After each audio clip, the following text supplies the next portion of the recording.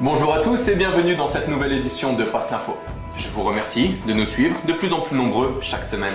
Et nous commencerons dans l'actualité nationale par un Jean-Luc Godard diffamé par les sionistes. On enchaînera dans l'actualité internationale sur l'Iran qui défend son programme nucléaire. Et après quelques brefs, nous finirons par un Le saviez-vous qui traitera de l'humiliation de la France par les sionistes. Alors, actualité nationale. Le cinéaste suisse, Jean-Luc Godard, âgé de 80 ans, et qui a marqué le cinéma mondial à partir des années 60, devait recevoir un Oscar à Hollywood le 13 novembre 2010. Mais il refusa de s'y rendre. En effet, le talentueux réalisateur a essuyé dernièrement une campagne diffamatoire lancée par les lobbies sionistes, l'accusant d'antisémitisme. En effet, Jean-Luc Godard est un ami sincère du peuple palestinien et de son combat pour la liberté. Il était déjà fort critique à l'égard du sionisme dans les années 60, ce qui n'était alors pas aussi courant qu'aujourd'hui. Effectivement, forte de propagande, Israël à l'époque se présentait comme un petit État menacé par ses voisins arabes. Monsieur Godard, lui, osait parler de la Palestine et du sionisme, et il ne s'est jamais renié, recevant forcément le qualificatif d'antisémite. Le sionisme est aujourd'hui largement démasqué et sur la défensive, ce qui ne diminue pas pour autant son agressivité. Il cherche à maintenir sa domination dans tous les domaines, en particulier dans la presse, l'audiovisuel et le cinéma.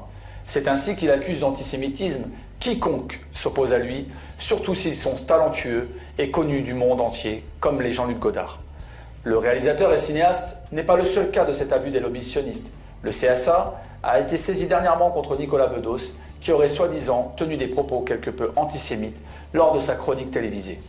D'autres écrivains connus, comme Marc-Édouard Nab, Alain Soral ou Paul-Éric Blanc-Rue, furent à leur tour, par le passé, taxés d'antisémitisme et subirent le boycott de la part des maisons d'édition réputées. Et ceci, dans un pays qui prône à travers le monde son exception culturelle.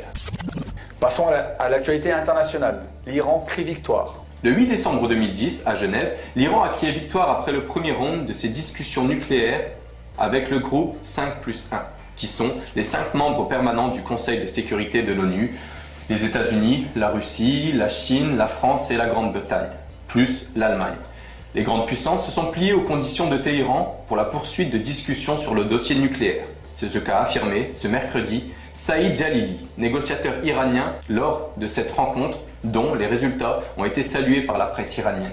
Après que l'Iran a insisté et argumenté, les 5+1 ont accepté que la prochaine rencontre à Istanbul porte sur la coopération et les points communs entre les deux parties, et non sur le seul dossier nucléaire iranien comme elle le souhaitait.